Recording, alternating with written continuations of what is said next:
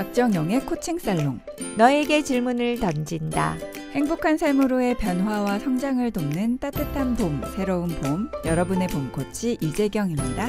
전 국민 1인 1코치 프로젝트 코칭 살롱의 마담, 영원히 영할 것 같은 영코치 박정영입니다. 네, 저희가 기업 코칭 스토리 얘기를 나누고 있어요. 예, 오늘 가지고 오신 주제는 좀 생소하게 느끼실 수도 있을 것 같은 주제입니다. 네, 절대평가와 상대평가. 네, 그렇죠. 상대평가와 절대평가. 네, 일단은 저는 평가 제도에 대해서 얘기를 나누고 싶어 하시는 이유, 이 주제를 갖고 오신 이유가 궁금해요. 네, 저희가 이제 요새 기업과 프로젝트를 되게 많이 하잖아요. 네. 근데 저희가 하는 프로젝트 중에 좀 새롭게 부각되는 거를 보면 이 평가 제도가 변함으로써 이제 코칭이 어떻게 도입이 되는가, 이 부분이 조금 새로운 프로젝트이기도 하고 또 앞으로의 큰 방향성이지 않을까 싶어서 제가 이 주제를 가지고 왔습니다. 네, 기대되는데요. 큰 방향성이다, 변화다라고 하니까 오늘 잘 들어두시면 좋은 팁들을 많이 얻어가실 수 있을 것 같습니다. 네. 일단 상대평가, 절대평가, 어디서부터 저희가 이야기를 나눠봐야 될지 저는 사실 감도 안 잡혀요. 네, 근데 사실 우리는 상대평가에 되게 익숙해 있어요. 그렇죠. 그죠. 특히 대학 같은 데 보면은 이제 우리가 점수를 뭐 A, B, C, D, F 이렇게 해가지고 하고, 근데 이제 그러니까 사실은 점수를 매기는 것 자체는 상대평가, 절대평가 다 할 수 있어요. 네. 그런데 이제 그 A의 인플레이션을 막기 위해서 거의 모든 대학들이 A의 퍼센테이지를 주고 있어요. 그죠? 예, 그래서 그 학생 정원에 뭐 그 과목의 학생 정원에 뭐 10%밖에 못 준다, 20%밖에 못 준다라고 하면 어떻게 해야 되는 거예요? 이제 서열화를 시켜야 되는 거잖아요. 네. 이게 대표적인 상대평가인 거죠. 이 상대평가를 그렇게 하게 되면 같은 점수, 그러니까 같은 역량이어도 다른 어떤 사람들이랑 같이 있느냐에 따라서 다른 반에 있는 학생은 같은 비슷한 역량이어도 이 레벨이 달라질 수 있는 거잖아요. 받는 그 ABC가. 그러니까 저희 만약에 제가 그 강의를 하는데 한 클래스에 하는데 10명 다 사실은 너무 뛰어난 역량을 보여줘서 사실은 10명 다 A를 줄 수 있는 거잖아요. 그런데 상대평가에서는 그러면 안 되는 거죠. 네. 근데 사실 이게 학교에서뿐만이 아니라 기업 조직 내에서도 제가 이제 팀장님들을 만나보면 가장 많은 고민들 중에 하나가 이 C플레이어에 대한 그 고민들이세요. 이게 너무 본인들의 부담이 된다라는 말씀들을 하시거든요. 네네. 상대평가 제도에서는 어쨌든 누군가 C가 있어야 되는 상황들이 발생을 하니까. 그죠. 그러니까 누군가 C가 있어야 되고 누군가는 A가 있어야 되고. 그러니까 특히 잘하는 팀에서 보면은 저쪽에 있는 팀에는 저쪽에 A가 우리 팀에 B나 C 정도밖에 안 되는데도 저쪽에는 A의 TO가 있고 우리는 다 잘하는데도 그죠. 이 뭐죠? 순위를 매겨야 되는 거죠. 그래서 이런 부분들이 사실은 이 4차 산업혁명 시대에는 되게 모티베이션을 되게 죽인다? 그렇죠. 일하고 싶은 맛이 안 날 것 같아요. 최선을 다했지만 그런 뭐 어떤 평가 제도의 이런 이유 때문에 내가 C를 받았다? 그렇죠. 그래서 사실은 우리가 뭔가 객관적이고 막 이런 것들을 중요하게 생각했을 때, 그리고 예전에는 우리가 어떤 생각을 많이 했냐면 되게 경쟁심을 불러일으킬 때 동기부여가 된다라는 생각을 많이 했어요. 그러니까 진짜 피 튀기게 진짜 잘하는 곳에서는 이 A를 받기 위해서는 더 열심히 해야 되는 거죠. 그래서 의도적으로 그 경쟁 심리, 승부욕을 불러일으키는 게 이제 상대평가인 거죠. 근데 실질적으로 그러나요? 어떤가요? 그럴 수도 있고 아닐 수도 있죠. 아닐 수도 있죠. 근데 이것도 이제 필요하잖아요. 맞아요. 그러니까 계속 경쟁 심리를 불러일으켜서 내가 1등을 하기 위해서 계속 뭔가를 할 때 계속 상대가 어떻게 하는가도 봐야 되는 거고, 이러다 보니까 되게 심리적으로 피곤해지는 거죠. 네. 그러면 최근에 이제 기업들이 그 절대평가에 대해서 관심을 받거나 실제로 많은 기업들이 또 절대평가로 바꿨거나 앞으로 바꾸겠다고 계획을 하고 있어요. 네. 그러니까 우리나라도 그렇고 사실은 절대평가를 아주 전 세계적으로 보급시킨 사람이 잭 웰치거든요. 진짜요? 근데 잭 웰치는 저기로 유명하잖아요. 그 10% 퇴출제. 맞아요. 그러니까 이 사람의 심리는 뭐냐면 그러니까 약간 팔레토 법칙에서 뭐 20대 80이 있고 그러니까 아무리 잘하는 사람이 모이더라도 끝에 이제 뭔가 따라오지 못하는 사람들은 항상 일정 비율이 있다라는 전제하에 이 상대평가를 해가지고 하위 10%는 매 퇴출시킨 거죠. 그랬던 지도 2015년도에 상대평가를 없앴어요. 이런 것들을. 왜냐? 이제 비즈니스 지금의 환경에서는 어떤 한 사람이 뭔가의 하나의 제품을 혹은 프로젝트를 완성할 수가 없어요. 그러니까 개인의 역량이 되게 중요하고 왜냐하면 전문성들이 되게 요구되니까 개인의 역량이 되게 중요하고 그런데 그 사람이 아무리 뛰어나더라도 혼자서 뭔가를 할 수 없기 때문에 협업, 그러니까 경쟁심보다는 협업이 더 중요한 세상이 됐던 거죠. 네. 그러면 이렇게 절대평가로 바뀌고 있는데 이 절대평가에서 중요한 게 생각해 봐야 될 것들은 뭐가 있을까요? 그러니까 이게 이제 제도이다 보니까 각 기업에서 이 제도를 이제 어떻게 바꾸느냐 그리고 제도에서 이제 시스템을 어떻게 가져가느냐 이런 것들이 사실은 되게 중요하죠. 네. 그래서 이제 일단 시스템적으로 보면 상대평가에서 절대평가로 바꿀 때 너무 복잡하게 시스템을 만들면 안 된다. 왜냐하면 절대평가는 정시에서 수시로 간다고 생각을 하시면 돼요. 그러니까 우리가 수시를 생각하면 누구의 역할이 되게 중요하죠? 선생님. 그죠? 어떤 분은 엄마. 포트폴리오를 그렇죠. 근데 엄마도 되게 중요한데 이제 선생님이 뭘 해야 되면 생기부에 그런 것들을 잘 이렇게 적어줘야 되잖아요. 기록이 되게 중요해요. 그러면 그 기록을 남기기 위해서는 누가 열심히 해야 돼요? 학생이 뭔가를 열심히 기록을 남길 거리를 만들어줘야 되는 거죠. 아무리 선생님이 기록하려고 해도 아무것도 한 게 없어. 그러면 사실 적을 수가 없잖아요. 그러면 이 생기부가 나중에 대학을 들어갈 때 정말 중요한 역할을 하잖아요. 똑같아요. 기업에서도 왜냐면 우리의 이 기억력이 무척 짧아졌기 때문에 본인도 그렇고 상사도 그렇고 이 사람이 뭘 잘했는지가 한 달이 지나고 두 달이 지나고 그러면은 사라져요. 그래서 계속 기록을 해야 돼요. 기록 얘기를 해주셨는데 듣다 보니 저희가 코칭 살롱이잖아요. 그러면 이 절대평가 코칭이 어떤 연관이 있을까가 갑자기 궁금해졌어요. 그죠? 그러면 이제 여기서부터예요.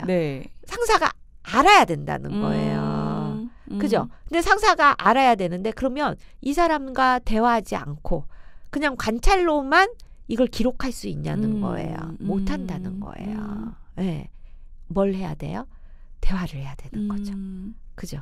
이 대화를 통해서 지금 현재 이 사람이 어떤 프로젝트를 물론 이제 어떤 프로젝트를 하고 있는지는 알겠지만 이 프로젝트의 진도가 얼마만큼 나가고 이 상황에서 좀 더 잘하기 위해서 어떤 로드블럭이 있고 그 로드블럭을 어떻게 제거해 줘야 되고 그다음에 조금 더 잘할 수 있는 방법이 뭐고 이런 것들을 진짜 수시로 대화를 하고 거기에 대화했던 결과들을 또 기록을 해야 되는 거죠. 어떻게 보면은 기존의 업무 체크와는 좀 다른 수준의 대화, 1:1 대화일 것 같아요. 그러니까 그전에는 이거 했어? 안 했어? 예, 어떤 보고 정도? 체크 정도였다면 지금은 이 대화를 통해서 중요한 거는 이 프로젝트의 완성도를 높이는 거잖아요. 그러려면 구성원의 역량이 하루하루, 날로 더 업그레이드 돼야 되는 거죠. 그래서 예전에는 사실은 성과와 육성이 이분화되어서 갔어요. 근데 요새 계속 강조하는 거는 현업 중심의 육성이거든요. 그러니까 계속 이 사이클이 이게 길지가 않아요. 되게 짧아졌고 되게 빨라진 거죠. 네. 내가 성과를 내고 성과를 내면서 육성도 되고 육성이 된 이 부분이 다시 성과에 반영이 되고 이 사이클이 계속 돌아가야 되는 거죠. 네. 왜? 너무나 비즈니스 환경이 스피드하게 바뀌고 있기 때문에 이거를 1년 단위로 할 수가 없는 거예요. 그러니까 어떻게 해야 돼요? 수시로 해야 되는 거예요. 수시로라는 말을 굉장히 강조를 하셨거든요. 네, 수시평가. 그러니까요. 그러려면 리더가 코칭과 관련해서 어떤 역량들을 좀 갖추는 것이 중요할까요? 일단은 원언원, 1대1 면담의 역량이 되게 많아져야 돼요. 네. 네, 높아져야 돼요. 그래서 예전에는 1년에 뭐 많이 하면 3번, 4번 한다고 했어요. 근데 이제는 그 4번으로는 안 되는 거죠. 네, 수시로 바이위클리 격주에 한 번 정도는 해줘야 된다. 네. 아무리 길어도 한 달에 한 번은 이런 아니 나는 이 사람이랑 업무로 계속 얘기해요. 제가 말씀드렸지만 우리가 보통 업무 지시 내리고 이런 대화를 얘기하는 게 아니라 되게 집중적으로 그 사람의 성장을 위해서 지금 현재 진행되고 있는 프로젝트를 완성도를 더 높이기 위해서 조금 깊이 있는 대화가 필요한 거죠. 어떻게 보면 뭐랄까요? 그러니까 공식적인 대화인 거겠네요. 그렇죠. 네. 네, 공식적으로 뭐 30분이면 30분, 그쵸. 1시간이면 1시간 딱 블락킹해서 그다음에 이 대화의 중심도 조금은 더 구성원 중심으로. 중심으로 내가 일방적으로 뭔가 지시를 하는 게 아니라 그 사람의 고민이 뭔지를 조금 더 알아보고 그것을 해결해 줄 수 있도록 해주는 거고 항상 그렇잖아요. 요새 구성원들은 정말 업무가 되게 많아요. 그런데 이 업무를 그냥 쳐내는 식으로 그냥 하는 너무 많다 보니까 그러면 그 일을 통해서 사실은 본인이 무척 성장하고 있는데 그 안에 있으면 본인이 성장했다는 생각을 못 하는 거죠. 근데 상사와의 대화를 통해서 조금은 거리감을 두고 또 본인을 보게 되는 거예요. 네. 그러면 조금 전체가 보이는 거죠. 그래서 이 대화를 통해서 내가 이런 성과도 내가 내고 있지만 이 성과를 내는 과정에서 내가 이런 또 성장이 있구나 라고 해서 뭐 CDP, IDP 그다음에 성과 이게 그냥 한 번에 다 될 수 있도록 해주는 거죠. 네. 아까 이런 절대평가 체제 하에서는 본인이 뭔가를 계속 주도적으로 해야 할 수밖에 없는 환경이니까 주도성도 굉장히 중요해질 것 같아요. 네. 이게 코칭하고는 또 어떤 연관이 있을까요? 그렇죠. 그러니까 결국에는 성과 내는 사람들이 우리 직원 구성원들이잖아요.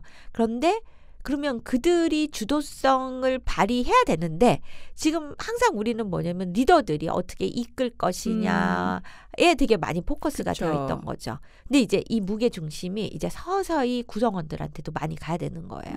그래서 구성원들 스스로가 나의 성과를 어필할 수 있어야 되는 거죠. 왜? 뭐 말 안 해도 리더가 알아주겠거니 못 알아줘요. 왜냐하면 리더가 지금 리딩해야 되는 함께 해야 되는 구성원들의 수도 너무 많고 동시다발적으로 흘러가는 프로젝트도 많고 또 요새 리더들은 실무형 리더들이 되게 많아요. 맞아요. 그러니까 리더의 역할도 해야 되지만 본인이 실무도 담당해야 되는 것도 많아요. 그래서 리더도 너무 바쁜 거예요. 그래서 그냥 당연히 알아주려니라고 하면 본인만 손해인 거죠. 뭔가 상대평가 제도에서는 이 평가의 권한, 그러니까 파워가 리더에게 있는 느낌이라면 절대평가의 이 힘의 추는 리더와 구성원에게 같이 갖는 거죠. 네, 그러니까요. 혹은 오히려 좀 더 구성원에게 이게 너무 이렇게 옮겨져 가는 그런 느낌이에요. 그렇죠. 네. 그래서 본인이 계속 본인도 내가 뭘 하고 있는지를 계속 기록해야 되고, 근데 이제 그 기록하는 시스템을 일원화시키는 게 이제 조직 내에서 절대평가 시스템을 이제 마련하게 되는 거죠. 네. 그래서 그 안에서, 왜냐하면 동시다발적으로 프로젝트가 진행이 되고요. 또 이 프로젝트는 꼭 우리 팀원들이랑만 하는 게 아니라 다른 타 부서랑 협업하거나 혹은 협력 업체, 외부 업체랑도 이 협업을 해서 하기 때문에 그 모든 기록들을 이 한 시스템에 남기도록 하는 거죠. 네, 이게 정말 단순하게 상대평가에서 절대평가를 바꿨어 이런 문제는 아니에요. 그러니까 많은 분들이 절대평가하면 진짜 평가를 안 하나? 아니죠. 평가가 되게 고난도로 예, 평가가 되는 거죠. 듣다 보니까 이 평가 제도가 바뀐다라는 거는 일하는 방식 자체가 변해야 된다라는 걸 의미하는 것 같아요. 예. 네, 맞아요. 그러니까 그 조직에서 하는 제도가 있지만 모든 제도를 다 없애야 돼. 단 한 가지 제도만 살아남아야 돼라고 하면 저는 평가 제도라고 생각을 해요. 네. 왜? 평가 제도는 일하는 방식을 변화도 시켜요. 예. 그러니까 예전에는 우리가 평가를 1년에 한 번 했잖아요. 네. 그러면서 이제 1년에 한 번을 잘 하기 위해서 앞에 뭐 반기에 한 번 중간 평가를 한다거나 그랬는데 이제는 이렇게 안 되는 거죠. 왜냐하면 세상이 너무나 바뀌기 때문에 연초에 세웠던 그 KPI 목표 이게 연말까지 안 가는 경우들이 너무 많이 바뀐 거예요. 즉 프로젝트 중심으로 이제는 일이 바뀌는 거예요. 네. 일의 사이클이. 그래서 프로젝트를 시작할 때 이 프로젝트의 목표를 세우고 그다음에 중간 점검하고 이 프로젝트가 끝났을 때 목표 대기 얼마나 달성했느냐. 그리고 하나의 프로젝트만 진행되는 게 아니라 동시다발적으로 여러 프로젝트가 진행이 되는 거죠. 그죠? 그래서 완전히 내가 어디에 무게중심을 두고 일을 해야 되는지가 완전히 바뀐 거죠.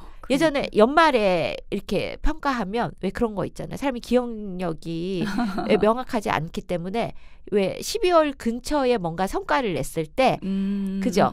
왜 그게 더 기억에 남고 딱 평가가 왜냐면 평가하는데도 시간이 많이 걸리기 때문에 평가가 딱 한 번 끝나면 그 다음 목표를 세울 때까지 한 달에서 2달이 붕 떠버려요. 그럼 이제 그때 일을 그쵸. 안 하게 되는 네. 거죠. 사람의 심리가 할 수 없어요. 맞아요. 근데 이게 아니라 이제는 연중 프로젝트는 계속 돌아가기 때문에 연중 수시로 그러니까 매 순간 어떻게 보면 더 열심히 해야 되는 상황이 벌어진 거죠. 어떻게 보면 주도적으로. 또 주도적으로. 네. 근데 또 매 순간 열심히 하기 때문에 이게 밀리지 않고 체계적으로 하다 보면 거기서 이제 또 다른 스페이스가 생기겠죠. 그러게요. 또 그걸 통해서 성장을 하는 거고. 네. 네. 그러면 이런 절대평가를 잘 준비하기 위해서 적응하기 위해서 네, 뭐 리더나 아니면 구성원들 조직 차원에서 어떤 준비가 좀 필요할까요? 네, 일단 시스템을 좀 그렇죠. 네. 체계를 갖추는 것이 되게 중요하고 이제 그렇다고 해서 이 시스템이 처음부터 완벽하게 갖춰지진 않아요. 이제는 내가 완벽하게 뭘 해야지라고 하는 시대는 끝났어요.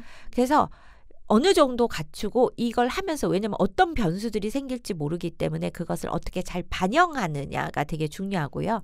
이제 그래서 이제 시스템이 갖춰지고 제도가 어느 정도 딱 이제 명확하게 설립이 되면 이제 체계가 수립이 되면 그 다음에 이제 우리가 하는 게 교육이잖아요.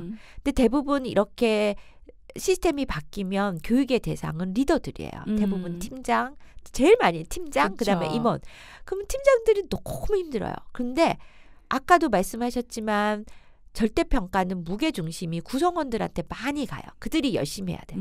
그래서 이 제도가 바뀔 때 구성원들을 교육시켜줘야 돼요. 그러니까 구성원들이 어떻게 준비해야 되는지. 네, 이 부분이 진짜 중요한데 이 부분을 많이 놓쳐요. 그러게요. 네, 말 그대로 정말 구성원이 주도성을 가지고 네, 해야 하는 일들인데 이 부분의 교육이 리더들에게만 이루어진다면 이 체제가 제대로 자리 잡기가 좀 어려운 부분이 있을 것 같아요. 네, 네, 네, 말씀하세요. 그래서 구성원들이 그러니까 절대평가를 할 때 또 대부분 하는 것들이 구성원들이 먼저 자가평가를 많이 하거든요. 근데 자가평가를 하려고 그러면 본인 스스로 되게 디테일한 그 뭐랄까 근거가 있어야 되는 거죠. 왜냐하면 이 근거를 자가평가를 해서 그대로 우리 상사가 반영할 수 있도록 해줘야 되는 거잖아요. 그러니까 나는 90 정도 했어.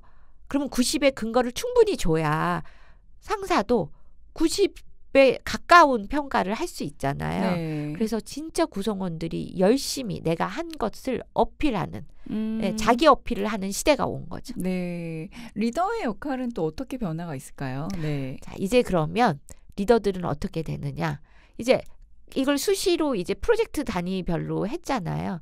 그러고 나면 이제 연말에 뭘 하냐면 이렇게 아웃스탠딩으로 우리 팀에 뛰어난 아주 탁월한 팀원들을 이제 올려야 되는 거죠.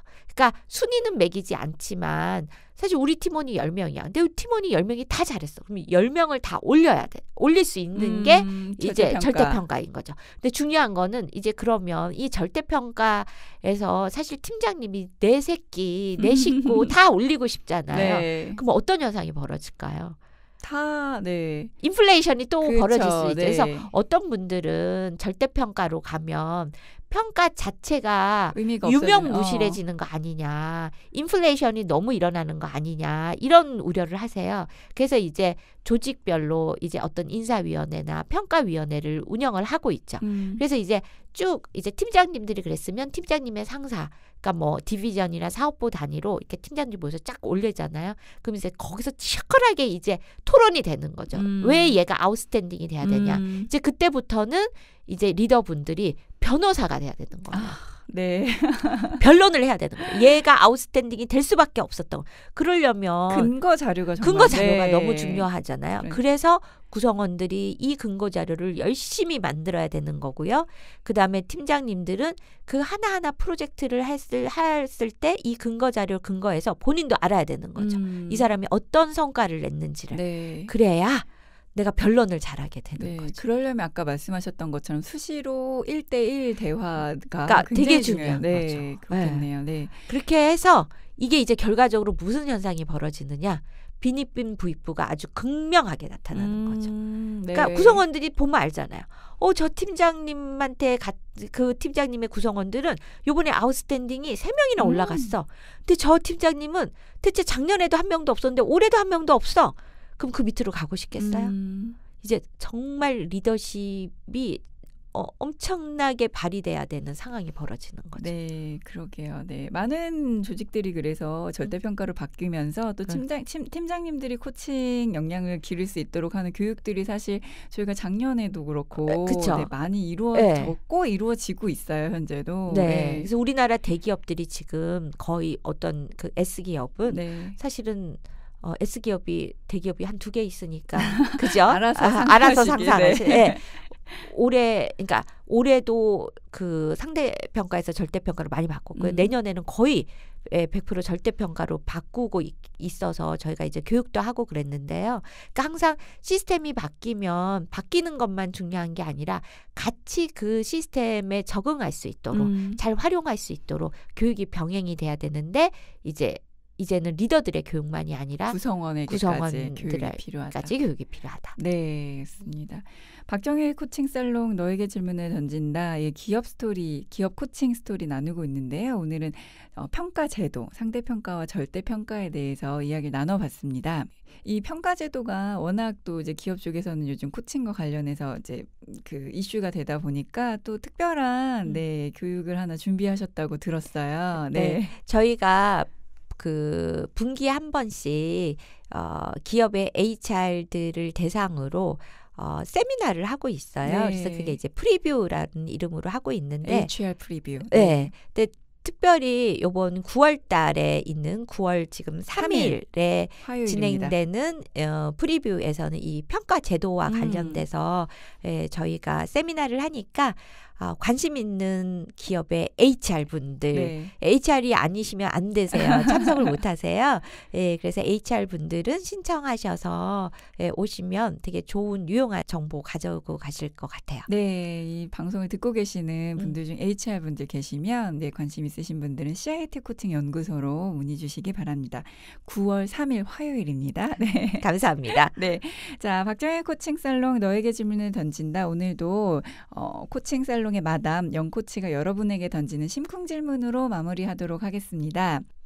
이번에 심쿵 질문은 조직에 계신 HR 분들께 드리도록 하겠습니다. 네, HR 분들은 더 귀를 쫑긋 세워주시기 바랍니다.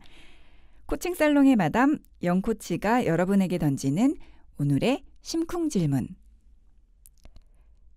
현재 우리 평가 제도가 구성원들을 성장시키고 동기 유발시키고 있나요?